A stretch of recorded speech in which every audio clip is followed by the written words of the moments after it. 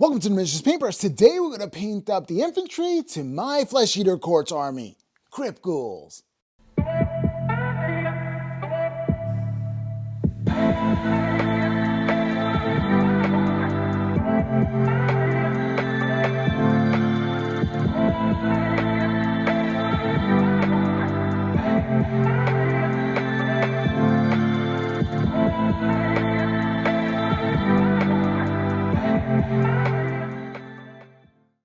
What's up, Miniatures Paintbrush Legion? This is Rob, your host, and here I'm telling you we're going to paint up some Crypt Ghouls. Now you may be asking, what's a Crypt Ghoul?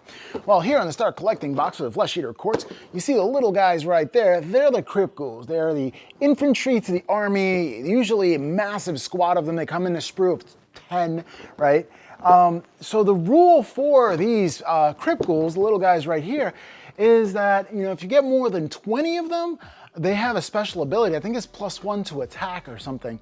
And if you have more than 20, right? So that means I'm gonna have 30, because according to this box set and that box set, I have 30 Crypt Ghouls to paint up. Now you may think, wow, that's a huge endeavor. And for me, yeah, that's a huge endeavor because, usually I don't get too much of the horde armies, because horde armies just have endless more and more and more of things. And usually what you do with a horde army is that they're not really that great of a unit, but you have so many of them, it's hard to contain them, right? You just have a green kind of tide of undeath coming at you, right? So we start up, and what I did was I've actually painted up 9 of these guys. I'm going to paint up the leader of the squad soon, and I did that in like a week and a half. And for me, that's like a huge thing, because usually I paint up and it takes me 1 to 2 days to paint up one mini, and I have a very limited amount of time to be able to paint these things up. At the same time, I'm left with a dilemma, because I really want to do my style of tabletop quality, which is something I could put in the case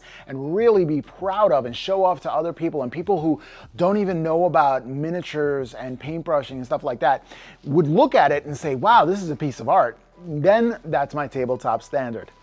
But we all have our own standard to live up to, right? So I'm painting these guys up. I'm really excited about, painting the leader, and I still have a lot more to go. But let's get on with this tutorial. Alrighty, so let's go to start off with the base, and this is a little different to what I'm used to. So there's the base all done up, and I'm going to show you how I got there. So first up, I'm going to Vaseline up my rolling pin from Green Stuff World, and I'm going to take some green stuff. This is how you need the green stuff together. If you didn't know, just a little piece of each. Doesn't take too much. My experience, a little more yellow than blue is where you want to go. It's pretty sticky, so you're going to want to add some water to it. And what I'm going to do is I'm just going to take this and put it on this little bit or patch of the base. The reason why I'm doing that is because the entire base is not covered into the flagstones that I'm going to add onto it. Okay, so now to the rolling pin, just to flatten it out just a little bit. You want all the bumps and recesses done to be flat, no fingerprints or anything like that. That's going to come up in the final roll. And you don't want that in your final product. You want it to be as natural as possible. So that's good enough for me for this base. Now for time to the textured roller, I'm going to add a little bit of water to the textured roller itself, and I'm going to roll it over the actual base. I'm going to start with the one that's not done to the green stuff itself, and just roll it straight through just like that, just to get some flagstone in there. So what do you do with the recesses here? What I'm going to do is I'm going to ask AK Interactive DIORAMA series Terrain Light Earth. I'm just going to put that in a paste, but any kind of like modeling paste will do for that. I just kind of bought this, just experimenting and using this, and I kind of want to use it up, so I'm just going to use this paste up over here. Again, some modeling paste would do. Liquitex modeling paste works as well. Just all different kinds. VALLEJO puts out another one as well. I like this one because it has a little bit of texture, but not too much texture, which is exactly what I was going for with the muddy kind of earth that I wanted for the graveyard effect. I'll wipe it clean on the edges just so, and I kind of let this entire mixture dry for about 24 hours because that's what I do with green stuff. All right, once it's dry, you get a black STYNYLREZ primer it up. And the primer is really great. It covers over the textured base as well as the flagstone and the green stuff, so everything gets covered nice and easily and allows for the paint to adhere to it. All right, some green STYNYIREZ primer is the base for these, and then I'm going to start hitting it off with some ATHONIAN CAMOSHADE through an airbrush just to darken up the top. And I like to darken up the top on this one, just give a theme with my Crypt horrors as well. SERAPHIM Sepia now, I'm just getting in the shadows with some brown there, some contrasting brown or warm brown to the colder green that I have going on there. And I like the contrast of both of those. All right, so then I get underneath the chin and I try to do the lower jaw as well with ATHONIAN CAMOSHADE. Start with underneath the chin, and then look what I mean about doing the bottom half of the cheeks. It's just like a gaunt type of look, as well as the mouth itself. So the lower half of the face is darker than the top of the face, and that's exactly what I was going for. Next up, some bone white, and you know, I take my time with these. I'm just painting them in by brush, not airbrush. Sometimes I mask and do the airbrush when I don't want to paint bone white. It's a pain in the butt color, and it takes multiple passes in order for you to get it right. So what I do is not fear the multiple passes and try to do multiple passes in order to do that. Now, the first time you put on a layer here, it's going to come out blotchy, and that's normal when it comes to white. It comes to all white. Bone white is an off-white, is not perfect white, so then, you know, it is a little better, in my opinion, than to do pure white. Never paint a bone pure white, because it just doesn't look natural, right? You want to look natural. So I use the bone white from VALLEJO. I like the way that looks in itself. All right, again, get the bone edges as well. You may want to hand paint these. If you want to use the airbrush and take your time, you do that as well. Don't forget the fingertips. All right, some time for some MEPHESTON red, and that's what I'm going to use for like the hair that's coming out of the back, the spiky hair that's coming out of the back, as well as the loincloth itself. That's what I'm using for my infantry. That is the style that I am going for. I'm going to change up the style just a little bit, vary it up throughout the army. This way it has, you know, everything doesn't look so samey. But this is just a general, or the first batch of them. I'm going to show you how I do it. And I'm going to keep themes onto it. Well, I'm going to do different tutorials for different themes in which I'm going to build into the army. Now remember, you have to have one cohesive thing about the army if you're going to change up the color of the skin, so I'm going to keep that in mind. All right, SERAPHIM Sepia now, CITADEL shade, and I'm painting the bone up. And I'm not masking anything at this point. This is what I consider a speed build. This is not for competition. So getting a little bit of brown on it, you know, who cares? Because, you know, flesh eater quartz are messy. So it doesn't really, it's not really going to change the overall composition. Now, if this was a pristine type of knight, or any kind of like space wolf or something like that, you would kind of notice these things, but not this one. CARROBURG crimson is next, but not the flesh eater quartz. They're just sloppy, nasty, and dirty. You know, you have your different kinds of factions in there that needs to be nice and neat. These are not one of them. These are dirty and nasty, so it's all right. You can take liberties with them. Notice that I'm soaking this CARROBURG crimson in. I'm really laying it on thick. I really want to cover the recesses, and I'm using this as a wash the way it was intended to use. I don't mind the pooling so much because I really want the recesses to really be drenched up in this one. I want the effect of caked on hair, that it was not washed or cleaned or kept. Now you have a SUNZ SCARLET's going to be for the edge highlighting here using a cider brush, not the tip of the brush. But not only that, you're going to want to use some ink. Well, I use some ink as well, just to help the flow of this. You may want to use some flow improver as well, just to cinch the deal. But, you know, definitely you're going to want it to take your time and have your paint flows directly over, but without spilling over. It's kind of an art in itself, just to get the right consistency. All right, Evil Sunz Scarlet again, but this time I mixed the Evil Sunz Scarlet with some red ink, and I did some bone white with that mixture right there. So I took the mixture I did for the edge highlighting, and I just added some bone white to it, and it gives that pinkish white look for the scars. I think it really came out well. Again, the edge highlighting technique is using the side of the brush, not the tip of the brush. You gotta want to be careful with that. You only kind of want to use the tip of the brush for eyes or something really detailed. But the side of the brush gives you more surface area to work with, and actually makes edge highlighting a lot easier. If you use the tip of the brush, remember, if you're using the tip of the brush, you're doing freehand like I am right there, But if you're doing the edge of the brush, you're doing edge highlighting. So there is some freehand right there. I'm just following the curves because I'm using the tip of the brush. And that's just control. That just takes time. All right, you're going to do all the scars in there all over the place. And now I'm going to use some red ink to get some bruising in. But I mix that up with violet ink as well. I want to apply it quite liberally to the areas that are definitely affected by the bone going through the skin. And then what I'm going to do is I'm just going to try to feather out the ends with a wet brush and kind of dilute it and just like stab and poke and prod its way, almost stipple it. Just a little bit, just using that stippling technique, just on the side, just so I can blend it in. I want it to be looking like a sore, so I do want it to be like a sore coming through. I want it to be actively bloody, not just something that, yeah, I just poked the bone through my skin and it's cool. It's not cool, dude. Your skin is going to be agitated, it's going to be bloody, it's going to be nasty, and that's exactly what I was going for when it came to this effect. It worked pretty well in my opinion. Time for some copper. Usually highlight copper with some kind of lighter metallic so I can get the sheen onto it, but just giving that base coat of that copper. I wanted to do the copper in that.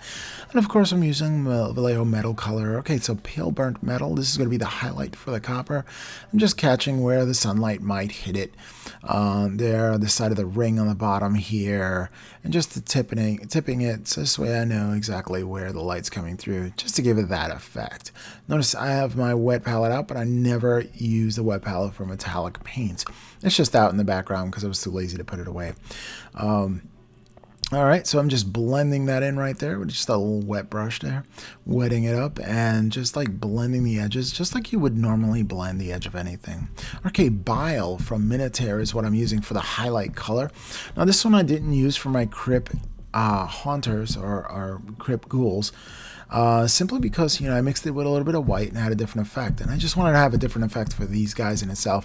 Literally, I was just playing around with color and I said, hey, bile, that seems putrid and disgusting. Let me try it. And that's exactly what I settled upon that. This one in particular has a lot of scars on the back. You see that he must have been lashed quite a few times. And I'm adding this layer on there again because who cares? Normally, you would do that before you put all the details in the scars. But I kind of retrofitted this one because I kind of thought about it and say, you know what? I found this color amongst mine and I just threw that on there and I was just having some fun with it. So again, if you want to do this layer while you're doing the base highlight, I think it's a bit recommended, but honestly I got this effect without even doing that much effort, you know, kind of retrospect it. And whenever I'm doing any kind of like new army, I kind of play around with things. CARROBURG Crimson is going to be for the mouth. See, I get away with this stuff here. Usually I go into a lot of details with the mouth and stuff like that, but I figured, hey, what if I did CARROBURG Crimson straight onto the mouth and just paint the teeth? And what would that look like? So again, I take a lot of liberties when I'm trying a new army, only because, you know, it's a new army. Seraphim Sepia, into the eyelids, just getting that dark recesses for the eyes. Yeah, so I try things out. I literally try things out, and since it's like at the beginning stages of these tutorials of the army itself, you're going to see me experiment a lot and have some fun with this. So follow my procedure exactly the way it is, or change it up just a little to suit your needs. Red ink now, and super diluted. And what I'm going to do is add some color to the cheeks. So even though he's undead, I try to give it a little human characteristics. We as humans try to find the humanity in all the miniatures, even the ugly ones, the hideous ones like this. And these are humans that were transformed by eating feasts of flesh and cannibalism. So yeah, I just want to have some rosy cheeks going on there. Not too much of a blemish, so it looks like they have rouge on or something like that, or makeup, but you know, just enough so this way there's some life and it reads as if there's some life there. Now I'm taking ivory because you never want to paint pure white for the eyes.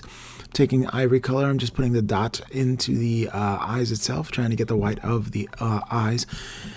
And that's because I'm going to paint each one with yellow eyes. Normally you would paint them red if you're going to go with lore, but mine is just a little bit different. I want yellow eyes because I felt like it. That's just pretty much it. And it's my army and I do what I want with it. You can change the eyes up anything you want. I like putting an ivory base down because whenever you're doing a transparent color like red and or yellow, you're going to want to put something clear down so it can pop. And the lighter the color that's on the bottom layer, the more it's going to pop. So I don't like to paint with anything pure white, so I just do ivory. I'm going to use pure white to highlight ivory or something like that because, you know, pure white is such a stark color. You don't want to really mess around with that for a base coat, and possibly an undercoat, but never a base coat. Alrighty, so now I'm just going to poke in the eye, yellow in there, and you can put any color you want for the eyes. It's up to you. Usually I do eyelids, but I'm not going to do eye pupils for this guy, just because I think his eyesight got covered with all the blindness and gunk, so it's just yellow eyes now at this point. Ivory again for the teeth, just having those ivory teeth right there, literally poking it out. Here is where I use the tip of the brush, you know, not edge highlighting, really poking things out. And this is where I use a Series 7 brush because it has a really awesome tip, and I can really get every individual tooth, and that's really important. To have a brush that, you know, has that tip where you can get those small little details. It's why I don't use my Series 7s for my daily driver, so I can paint 90% of the model. But, you know, I really use it for the details like this because it really is a pro at these little details right here. It makes a world of difference to have a beautiful tip that is always and constant, because then you can get the effect of each individual tooth being picked out. I think it's pretty amazing to be able to do that. So you notice that my finger is actually balanced onto the actual cork itself, and that's because, you know, I want to really anchor my hand down when I do small details like that, and that definitely anchors the hand down. You put your arms close to you, you get the miniature close to you, and you want to restrict your movement because all the movement you want is just for that tooth. You see that tooth, just there, tooth. And that's what you want to do. Restrict the movement to this tiniest little movement. This way you don't have error and you don't make mistakes, you know, and that's how you really control, you get some brush control in there. Just stabilize your hand or anchor your hand. There it is, every tooth picked out. Looks great. All right, so next up, some red ink with some, I did some violet ink. The same thing I did for the sores, I'm doing for the edges of the fingertips. And the reason when I do that, I'm thinking that, you know, there's sores coming out. I mean, they do have some nasty scratch wounds that they're giving other people. So I wanted the scratch wounds to be infected. So I want like sores bloody sores coming out from the hand itself, because human hands don't have talons like that. So I'm thinking the talons grew like that, but forcibly throughout the skin. I mean, I'm getting really putrid with this stuff, and it's a lot of fun to get this nasty with it. I've never painted anything so nasty and grimy before as the Flesh Eater Quartz, which is a great intro to my Death Guard army, in which I hope to build up. So the things I'm learning from here, I want to include that into the Death Guard army. So like those type of things right there is going to be used for nasty stuff. Okay, so back to the base where we started out with, since we're done with the model, and that was it with the model. It was about as quick can get. These are infantry, so you want to blaze right through them. All right, so you're going to paint some somber gray. I like some somber gray when it comes to that blue gray when it comes to these flagstones. I like to do it as a base. I like the coverage of it. I like not stark gray, but a blue tone, a cold tone to my pavement. All right, some brown STYNYIREZ primer. I'm going to go around the edges of it and just paint the mud. It's going to be like almost like a mud, dark earth, rich earth kind of quality of a graveyard. And that's what I was going for here. These are all coming out of like a graveyard because it's my death faction. So there you go. Everything's coming out of a graveyard. So you have the flagstones. Once where there was a road, it was kind of like, you know, grown over or just broken apart. And that's the theme to my bases. DRAKENHOF Nightshade, okay, go paint those into the recesses. Now, alternatively, you can use an ink wash, but I didn't want to go and take 24 hours to wait until this dries, or 48, you know, depending, because oil washes actually just take a long time to dry. You can use ink, it flows a little better. This DRAKENHOF Nightshade needs to be cooled down because it's It looks, I mean, it needs to be thinned down because it's a little bit thick there. ATHONIAN CAMOSHADE. I want to bring one of these flagstones, or two of these flagstones, up with a green hue to it. That's what I'm asked. That's what I like to do, just to throw some variation into that flagstone. You see, my flagstone bases have a lot of different colors to them usually, but this is a two-tone color, and this is where I'm going to leave it, a nice natural two-tone color. And what I'm doing is pressing down the air for the airbrush, just so I can dry the area. And once it's dry, I can apply more ATHONIAN CAMOSHADE to it, and you see me bring it up just a little bit, really darkening up that flagstone, really getting that flagstone green and pronounced. And that's exactly what I want to do. And that's what you need to do when it comes to painting with these shades. You want to bring it up in layers. Again, drying it off, put another layer in, dry it off again, using the airbrush, using the airflow from the airbrush to dry it off. And that's exactly how I do things when I want to layer things up using the airbrush. Slow, deliberate, sprays, and then dry it, and then sprays, and then use the airflow from the airbrush to dry it, and then, you know, keep on doing it. Of course, alternatively, you could definitely use a hairbrush dryer, and I do have one on the side that I use as well for this technique. But building things up like this in a slow fashion, it lends itself to really getting a lot of control of your airbrush. It's something you should try and try often, so this way you can get the desired effect and a lot of practice. All right, black STYNYLREZ primer. I'm just gonna get the rim of that base, and sometimes I do things out of order like that, just because I am experimenting. Again, I'm experimenting with a new army, so I just do things out of any kind of order, and I just want to show you how I did this one as well. And I repeat the process and learn what I can off of each miniature, and just make it more efficient. And I encourage you to make it more efficient for yourself. You know, try any of these techniques in any order you want to, switch it up a little bit, and have some fun with it. Ultra matte varnish, aka interactive. Being careful not to hit the copper ring that I did, because you don't want to matte down any of that shine from the copper rings. So just being really, really careful around that copper ring right there. If you want to be super careful, you can always mask it off. All right, VANDYKE brown, and now I'm using the oil wash just to get through. I really love them oil washes. It's going to be my last hurrah. Maybe I'll just do another matte varnish coat after I did this. Again, playing around with things. I realized much later, I mean, literally by almost like the 9th build, that an oil wash would be better for the bones, because it started looking cartoony for me. So I wanted to really make it realistic. So what I did was I went retrofit and went back to all my other miniatures and just really did it up with the oil wash on the bone, and, you know, all the black lining and stuff like that.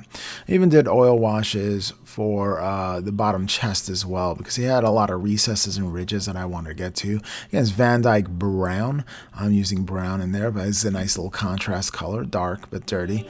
And it came out really well. So let's just enjoy these pictures. Enjoy.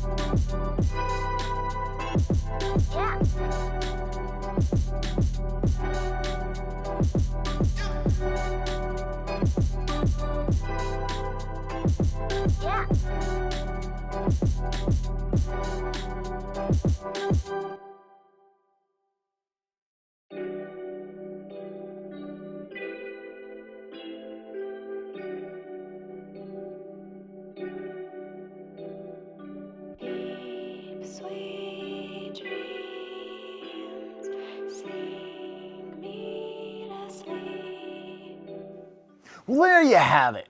Painted up and ready for the gaming table. Now I have another 21 to go.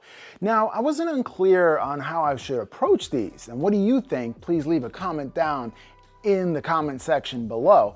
I'm thinking about, painting the next 10 a gray, maybe with a purple mane or something like that, and to vary it up. And the reason why I'm thinking about varying it up is because every time I look at Nurglings, I see that there's different shades of Nurglings. Why can't there be different shades of undead? Tell me what you think about that idea. It will provide more content for the channel if you're interested in that. But if you think it's completely non-cohesive, I'm taking in advice from you guys. Now I started this Flesh Eater Quartz army. I want to know what you started. And if you started something new and you have a YouTube channel, please post up a reply video to this video and let me know what you're working on this month. If you don't have a YouTube channel, that's okay too. You can go to the Miniatures Paintbrush Legion over on Facebook, join the fam, and post up what you're working on there. Well, if you found this tutorial helpful and you enjoyed watching the video, who am I kidding? If you like this video, like, share, comment, and subscribe, and we'll catch you next time on the Miniatures Paintbrush.